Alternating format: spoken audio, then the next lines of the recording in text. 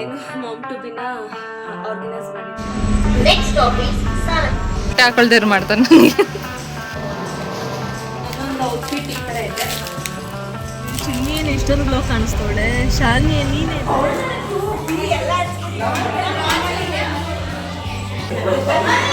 ಬಿತ್ತು ಬಿತ್ತು ಬಿತ್ತು.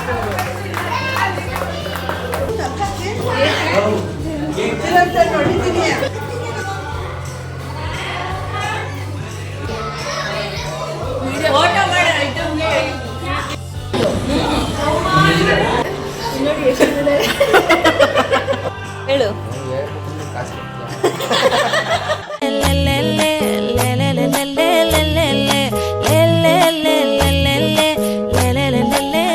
Welcome back to my YouTube channel. This is Nandini. ಎಲ್ಲರೂ ಹೇಗಿದ್ದಾರೆ? ಎಲ್ಲರೂ ಚೆನ್ನಾಗಿದ್ದೀರಾ ಅಂದ್ಕೊಂಡಿದ್ದೀನಿ. ನಾನು ಕೂಡ ಚೆನ್ನಾಗಿದ್ದೀನಿ. ಹಾಗೆ ನನ್ನ ಚಾನಲಲ್ಲಿ ನೀವು ನೋಡಬಹುದಾದಂಥ family entertainment blog, cooking, travelling, makeup, skin care ಹಾಗೆ ಶಾಪಿಂಗ್, ಈ ಒಂದು ಸಿಂಪಲ್ ಆಗಿರೋ ಲೈಫ್ ಸ್ಟೈಲ್ ನಿಮ್ಗೇನಾದರೂ ಇಷ್ಟ ಆದರೆ please do subscribe this channel. ಯಾಕೆಂದರೆ ನನ್ನ ಚಾನಲ್ ಇವೆಲ್ಲವೂ ಇರುತ್ತೆ. ಸೊ ಇವತ್ತಿನ ವ್ಲಾಗ್ ನೈಟ್ 10:15 ಸ್ಟಾರ್ಟ್ ಮಾಡ್ತಾ ಇದ್ದೀನಿ. ನಾನು ಬೆಂಗಳೂರಿಗೆ ಹೋಗ್ತಾ ಇದ್ದೀನಿ. ಏನಕ್ಕೆ ಅಂತ ಅಂದರೆ, ಸೊ ನನ್ನ ತಂಗಿ ಅರ್ಪಿತಂದು ಸೀಮಂತ ಇದೆ, ಹಾಗಾಗಿ ಅದನ್ನು ಅಟೆಂಡ್ ಮಾಡೋಕ್ಕೆ ಹೋಗ್ತಾ ಇದ್ದೀನಿ. ಸೊ ಅವಳಿಗೆ ನಾವು ಸರ್ಪ್ರೈಸ್ ಕೊಡೋಕ್ಕೆ ಅಂತ ಅಂದ್ಬಿಟ್ಟು ನೆಕ್ಸ್ಟ್ ಡೇ ನಾಳೆ ಶನಿವಾರ ಏನು ಮಾಮ್ ಟು ಬಿನ ಆರ್ಗನೈಸ್ ಮಾಡಿದ್ದೀವಿ. ತುಂಬಾ ಚೆನ್ನಾಗಿರುತ್ತೆ. ಸೊ ಅವಳಿಗೆ ಗೊತ್ತಿಲ್ಲ ಆರ್ಗನೈಸ್ ಮಾಡಿರೋದು, ಅವಳು ಎಕ್ಸ್ಪೆಕ್ಟು ಮಾಡಿರಲ್ಲ ಅಂತ ಅಂದ್ಕೊತೀನಿ. ಸೊ ಹಾಗಾಗಿ ಹೋಗಿ ಅವಳಿಗೆ ಸರ್ಪ್ರೈಸ್ ಮಾಡಿ ನೆಕ್ಸ್ಟ್ ಅವಳ ಎಕ್ಸ್ಪ್ರೆಷನನ್ನು ನೋಡಬೇಕು, ಯಾವ ಥರ ಅವಳು ರಿಯಾಕ್ಟ್ ಮಾಡ್ತಾಳೆ ಅಂತ. ಸೊ ಅವಳಿಗಿದು ಬ್ರೈಟ್ ಟು ಬಿಲು ಇದೇ ಥರ ಸರ್ಪ್ರೈಸ್ ಕೊಟ್ಟಿದ್ರಿ, ಹಾಗೆ ಮಾಮ್ ಟು ಬಿಲು ಇದೇ ಥರ ಸರ್ಪ್ರೈಸ್ ಕೊಡ್ತಾ ಇದ್ದೀವಿ. ಸೊ ನೋಡೋಣ. ನಾನಿವತ್ತು ಹೊರಡ್ತಿದ್ದೀನಿ ಅಂತ ಗೊತ್ತು ಅವಳಿಗೆ, ಬಟ್ ಮಾಮ್ ಟು ಬಿ ಮಾಡೋದು ಅವಳಿಗೆ ಗೊತ್ತಿಲ್ಲ. ಎನಿವೇಸ್ ಟ್ರೈ ಮಾಡೋಣ. ಹಾಗೆ ಅವಳು ಇಲ್ಲೊಂದಷ್ಟು ಐಟಮ್ಸ್ಗಳೆಲ್ಲ ಇಲ್ಲೆಲ್ಲ ತೊಗೊಂಡಿದ್ದೀವಿ. ಸೊ ಫೈನಲಿ ನಾನು ಕೂಡ ರೆಡಿ ಆದೆ. ಈಗ ಇಯರಿಂಗ್ಸ್ ಎಲ್ಲ ನನಗೆ ಹೋಗೋಕ್ಕೆ ಇಷ್ಟ ಆಗಲ್ಲ ಹಾಕೊಂಡು ಹೋಗೋದು. ಇಯರಿಂಗ್ಸ್ ಖಾಲಿ ಕಿವಿಲಿ, ಅದಕ್ಕೆ ಹಾಕ್ಕೊಂಡು ಮತ್ತೆ ರೆಡಿ ಆಗ್ತೀನಿ.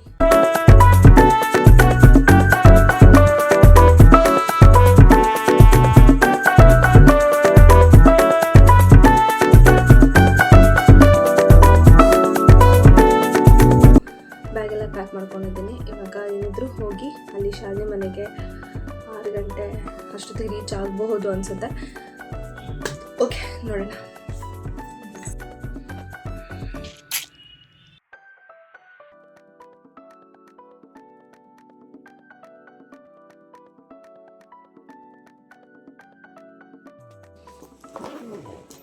ಇದು ಸ್ಟಿಕ್ಕು, ಡೆಕೋರೇಷನ್ ಸ್ಟಿಕ್ಕು.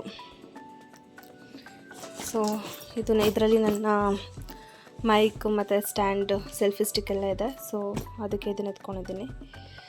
ಓಕೆ, ಎಲ್ಲ ಪ್ಯಾಕ್ ಮಾಡ್ಕೊಂಡಿದ್ದೀನಿ ಅನಿಸುತ್ತೆ. ದಾವಣಗೆರೆಯಿಂದ 11:15 ನಾನು ಹೊರಟಿದ್ದು. ಸೊ ಮಾರ್ನಿಂಗ್ ನಾನು 5:30 ಹಂಗಾಗಿತ್ತು ಅನಿಸುತ್ತೆ ನಾನು ಮೆಜೆಸ್ಟಿಕ್ ರೀಚ್ ಆದಾಗ. ಸೊ ಅಲ್ಲೊಂದು ಲೋಟ ಕಾಫಿ ಕುಡಿದು ಈ ಕಡೆ ಟರ್ನ್ ಆಗ್ತಿದ್ದಾಗೇ ಇಲ್ಲಿ ಬೆಂಗಳೂರು ಇತಿಹಾಸದ ಪ್ರಮುಖ ಘಟನೆಗಳು ಅಂತ ಕೊಟ್ಟಿದ್ರು. ಸೊ ನನಗಂತೂ ಸಿಕ್ಕಾಪಟ್ಟೆ ಇಂಟ್ರೆಸ್ಟಿಂಗ್ ಅನ್ನಿಸ್ತು. ನಿಮಗೇನಾದರೂ ಇಂಟ್ರೆಸ್ಟಿಂಗ್ ಅನಿಸಿದ್ರೆ ಸ್ಕ್ರೀನ್ಶಾಟ್ ತೆಗೆದು ಓದಿ. ಹಾಗೆ ನಾನು ಬೆಂಗಳೂರು ಬಿಡ್ತಿದ್ದಂಗೆ ಬೆಂಗಳೂರಿಗೆ ರೀಚ್ ಆಗ್ತಿದ್ದಂಗೆ ನನಗಲ್ಲೇ ಬಸ್ ಸಿಕ್ತು ಶಾಲಿನಿ ಮನೆಗೆ. ಬಸ್ಸೇ ಹತ್ಕೊಂಡೆ. ಸೊ ಬನಶಂಕರಿ ರೋಡಲ್ಲಿ ಇಷ್ಟು ಕತ್ಲೆ ಆದ್ರೂ ಎಷ್ಟು ಜನ ತುಂಬಿದ್ರು ಅಂದರೆ ದಾವಣಗೆರೆಯಲ್ಲಿ ಈ ಥರ ನೋಡೋದೇ ಕಡಿಮೆ. ನಾನು ಬನಶಂಕರಿಯಿಂದ ನಮ್ಮ ಅಕ್ಕನ ಮನೆಗೆ ಒಂದು 1/2 hour ಜರ್ನಿ ಅಷ್ಟೇ ಇರೋದು. ಸೊ ನನಗೆ ಫುಲ್ಲು ಟಯರ್ಡ್ ಆಗಿಬಿಟ್ಟಿತ್ತು. ನೆನ್ನೆ ನೈಟೇ ನಾನು ಬಸ್ ಹತ್ತಿದ್ದು, ಇನ್ನೂ ಮನೆಗೆ ರೀಚ್ ಆಗಿಲ್ಲ, 6:30 ಆದರು ಅಂತ ಅಂದ್ಬಿಟ್ಟು. ಸೊ ಅಲ್ಲಿ ಇಳಿದ್ರಿ ಕೋನಂಟೆ ಕ್ರಾಸ್ ಹತ್ರ. ಅಲ್ಲಿ ಆಟೋ ಹುಡುಕ್ತೆ ಸಿಗಲಿಲ್ಲ. ಸೊ ಮುಂದೆ ಬಂದಮೇಲೆ ಸಿಕ್ತು. ಹಾಗೆ ನಾನು ಬರೋ ಅಷ್ಟೊತ್ತಿಗೆ ನಮ್ಮ ಮಮ್ಮಿನೂ ಎದ್ದು ಕೂಡ ಬಂದಿದ್ರು ಆಚೆ. ಅಲ್ಲಿ ಹೋಗಿ ಒಂದು 2 hour ಏನೋ ಮಲ್ಕೊಂಡೆ ಅಷ್ಟೇ. ಸೊ ಬೇಗ ರೆಡಿ ಆಗಬೇಕಿತ್ತು. ಮಾಮ್ ಟು ಬಿಗೂ ತುಂಬ ಲೇಟ್ ಆಗಿಬಿಡುತ್ತೆ ಅಂತ ಅಂದ್ಬಿಟ್ಟು ಅವಳಿಗೆ ಒಂದು ಡ್ರೆಸ್ ತೊಗೊಬರೋಣ ಅಂತ ಅಂದ್ಬಿಟ್ಟು ಈ ಒಂದು ಶಾಪಿಗೆ ಬಂದಿದ್ರಿ. ಶಾಪ್ ನೇಮ್ ಬಂದ್ಬಿಟ್ಟು ಬಾಲಾಜಿ ಹೈ ಫ್ಯಾಷನ್ ಅಂತ ಅಂದ್ಬಿಟ್ಟು. ದೇವಸ್ಥಾನ ಹತ್ರ ಒಂದು ಕಂಬ ಇತ್ತು. ಸೊ ಆ ಕಂಬದಲ್ಲಿ ಈ ಒಂದು ಬೋರ್ಡ್ನ ಹಾಕಿದ್ರು. ಎಲ್ಲಿದೆ ಅದು ಅಂತಂದರೆ ಚುಂಚಕಟ್ಟ ಇದೆಲ್ಲ. ಸೊ ಟೆಂಪಲ್ ಏನು ವೆಂಕಟೇಶ್ವರ ಟೆಂಪಲ್ ಪಕ್ಕದ ರೋಡಲ್ಲಿ ಒಳಗಡೆ ಇದೆ ಈ ಒಂದು ಶಾಪು. ನನಗನ್ಸುತ್ತೆ ಇಲ್ಲಿ ಎಲ್ಲ ವರ್ತ್ ಅಂತ ಅನ್ನಿಸ್ತು. 50% ಡಿಸ್ಕೌಂಟ್ ಕೂಡ ಹೇಳಿದರು. ಸೊ ಹಾಗಾಗಿ ನೋಡೋಕ್ಕೆ ಅಂತ ಬಂದೆ. ಸೊ ನನಗೆ ತುಂಬಾ ಇಷ್ಟ ಆಯಿತು. ಸೊ ನಾವು ಒಂದು ಗೌನ್ ತೊಗೊಳೋದು ಬದಲು 3 ಗೌನ್ ತೊಗೊಂಡು ನನಗೆ ನಮ್ಮ ಅಕ್ಕಂಗೆ ಅರ್ಪಿತಂಗೆ ಸೇರಿಸಿ ತೊಗೊಬಂದು. ಸೊ ಈ ಥರ ಗೌನು ಅವಳು ಇವಾಗ ಕನ್ಸೀವ್ ಆಗಿರೋದ್ರಿಂದ ಸೊ ಆಗೋದಿಲ್ಲ ಅಂತ ಅನ್ನಿಸ್ತು. ಹಾಗಾಗಿ ಇದನ್ನು ಬಿಟ್ಟು ಬೇರೆ ತೊಗೊಂಡು ಈ ಗೌನೊಂದು ನಾನು ತೊಗೊಂಡೆ.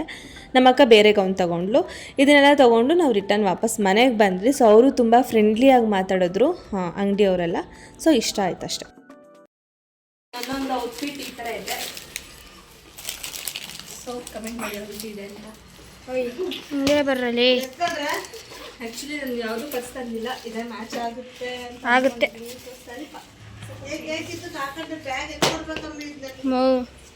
ಇವರೇ ನಮ್ಮಮ್ಮ ಲೋಚನ್ ನೋಡಿ ಹಿಂಗೆ ಹೊಡಿತು ನನಗೆ. ಹಾರಿ ಹಾಯ್ ಮಾಡಿ. ಕ್ಯಾಮ್ರಾಮನ್ಗೆ ಇವ್ರಿಗೆ ಅಲರ್ಟ್ ಆಗಿರೋದು ನಾನು. ಅಪಾಯಿಂಟ್ಮೆಂಟ್ ಆಗಿದ್ದೀನಿ ಇವ್ರಿಗೆ ಕ್ಯಾಮ್ರಾಮನ್ ಆಗಿ. ಇವ್ರಿಗೆ ನಾನು ಅಪಾಯಿಂಟ್ಮೆಂಟ್. ಹಾಂ ಏನಂಟಿ ನಂಗೆ ಗೊತ್ತಿಲ್ಲ. ಅಲ್ಲಿ ಇರ್ಬೇಕು ನೋಡ್ರಿ ಗಾಯ್ಸ್. ನೋಡಿ ಗಾಯ್ಸ್ ಇವ್ರು ನೋಡಿ ಹಬಿ ಎಲ್ಲ ನೆನಪೈತೆ. ಎಲ್ಲ ಇತ್ತು ಎಲ್ಲ ಮತ್ತೆ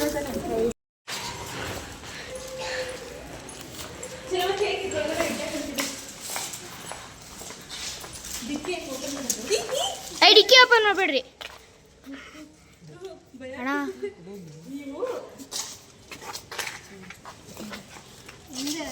ಡಿಕ್ಕಿ ಓಪನ್ ಮಾಡಬೇಡ್ರಿ, ಹೊಡೆದೋಗುತ್ತೆ.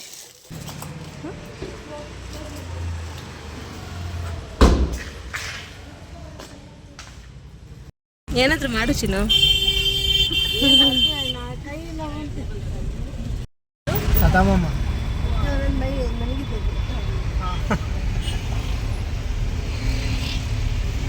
ಚಿನ್ನಿ ಏನು ಇಷ್ಟೊಂದು ಗ್ಲೋ ಕಾಣಿಸ್ತವಳೆ. ಶಾಲಿನಿ ನೀನೇನೆ ಬಟ್ಟೆ ಯಾವಾಗ ಕೊಟ್ಟೆ? ರೆಡಿ ಯಾವಾಗ ಮಾಡಿರಲ್ಲ ಸ್ವಲ್ಪ ಗೊತ್ತಾಗ.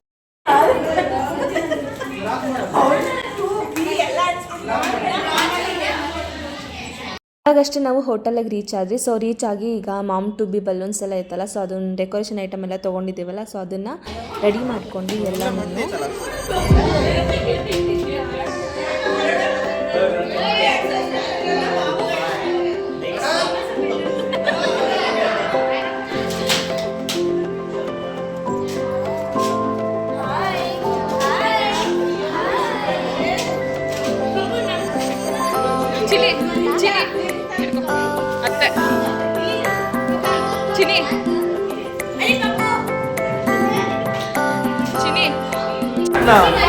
ಯಾಕೆಂದ್ರೆ ಕರ್ಕೊಳ್ಳಿಲ್ವಾ clap ಹೊಡೆಯಕ್ಕೆ ಕಾಣಿಸ್ತಿರೋದು.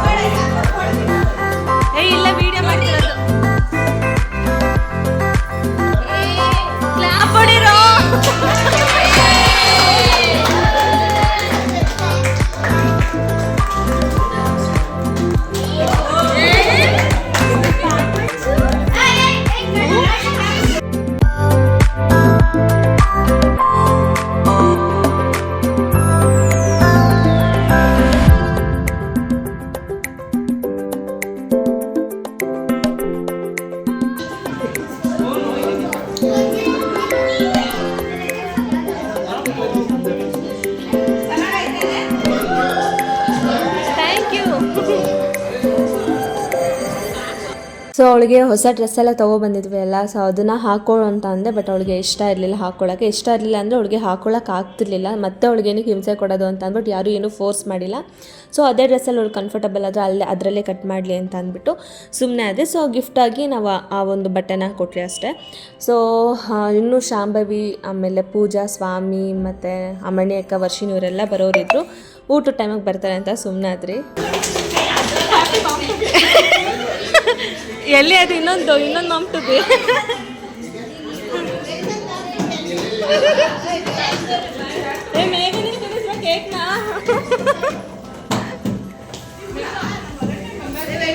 Happy mom to be, happy dad to be, happy anniversary.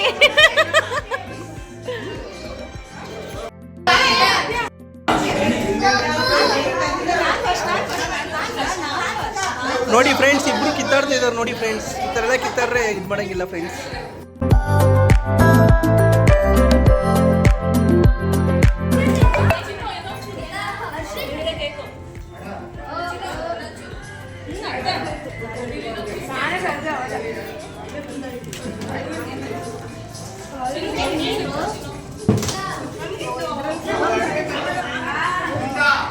ಏಸಿದು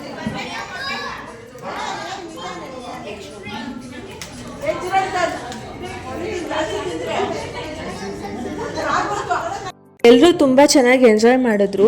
ಆದರೆ ಸೊ ನಮಗೆ ಟೈಮ್ ಜಾಸ್ತಿ ಸಿಕ್ಕಿಲ್ಲ. ಇನ್ನು ನಮ್ಮ ಅಕ್ಕ ಅವರೆಲ್ಲ ಬರೋದಿತ್ತು.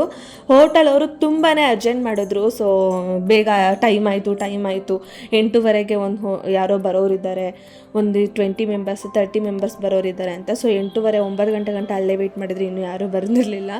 ಸೊ ತುಂಬಾ ಬೇಗ ಮಾಡಿ ಅಂತ ಅಂದ್ಬಿಟ್ಟು ತುಂಬಾ ಏನು ಹಿಂಸೆ ಕೊಟ್ಬಿಟ್ರು. ಹಾಗಾಗಿ ಬೇಗ ಎಲ್ಲ ಅರ್ಜೆಂಟಲ್ಲಿ ಎಷ್ಟು ಬೇಗ ಆಗುತ್ತೋ ಅಷ್ಟು ಬೇಗ ನಾವು ಕೇಕೆಲ್ಲ ಕಟ್ ಮಾಡಿಸಿದ್ವಿ. ಸೊ ತುಂಬಾ ಬೇಜಾರಾಯಿತು. ಸ್ವಲ್ಪ ಕಾಮಾಗಿ ಮಾಡ್ಬೋದಾಗಿತ್ತು. ಸೊ ಅವ್ರು ಅರ್ಜೆಂಟ್ ಮಾಡಿದ್ದಕ್ಕೆ ಬೇಗ ಮಾಡ್ದಂಗೆ ಆಯಿತು. ಇನ್ನು ಊಟದ ವಿಷಯ, ಟೇಸ್ಟ್ ವಿಷಯಕ್ಕೆ ಬಂದರೆ ನಾವು ಲಾಸ್ಟ್ ಟೈಮು ಬ್ರೈಟ್ ಟು ಬಿಲಿ ಇದೇ ಒಂದು ಹೋಟೆಲಿಗೆ ಬಂದಿದ್ದು, ಆಹಾರ ಹೋಟೆಲ್ಗೆ. ಅವತ್ತು ಮಾಡಿದ್ದಕ್ಕಿಂತ ಇವತ್ತು ಸ್ವಲ್ಪ ಕಡಿಮೆ, ಟೇಸ್ಟ್ ಎಲ್ಲ ಕಡಿಮೆ ಇತ್ತು. ನಮಗೆ ಸರಿ ಅನ್ನಿಸ್ಲಿಲ್ಲ, ಆ ಥರ ಟೇಸ್ಟ್ ನಮಗೆ ಮತ್ತೆ ಸಿಗಲಿಲ್ಲ. ಇಟ್ಸ್ ಓಕೆ, ನೆಕ್ಸ್ಟ್ ಟೈಮ್ ಬೇರೆ ಥರ ಪ್ಲ್ಯಾನ್ ಮಾಡೋಣ ಅಂತ ಡಿಸೈಡ್ ಮಾಡಿದ್ರಿ.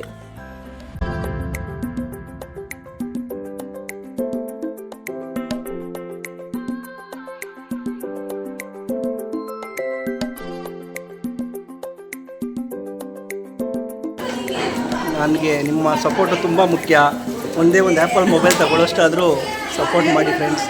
ಮುಂದೆ ನಿಮ್ಮ ನಂಬಿಕೆಯನ್ನು ಗಳಿಸಿ, ಪ್ರೀತಿ ವಿಶ್ವಾಸವನ್ನು ಗಳಿಸಿ ಮುಂದೆ ಹೆಜ್ಜೆ ಇಡಲು ನನಗೆ ತುಂಬ ಹೆಲ್ಪ್ ಮಾಡಿ friends. This is mom to be. Okay, thank you.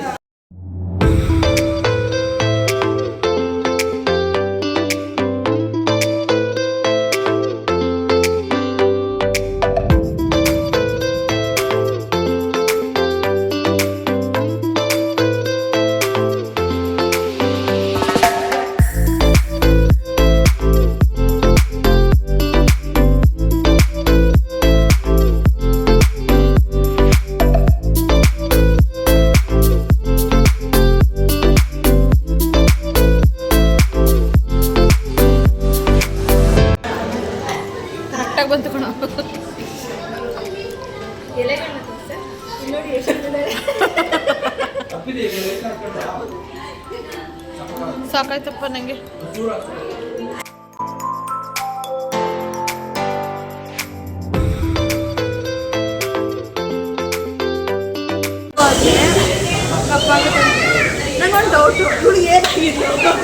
ಒಂದಿನ ವೈಟ್ ಒಂದಿನ ಬ್ಲ್ಯಾಕ್ ಆಗ್ತಿದೆ ಕಣ, ಸೀರಿಯಸ್ ಆಗಿ. ಒಂದಿನ ವೈಟು ಒಂದಿನ ಬ್ಲ್ಯಾಕ್ ಆಗ್ತಿದೆ. ಹೇಳು. ಹೇಳ್ಬಿಟ್ರು ನೀನು ಕಾಸು ಕೊಡ್ತೀಯಾ?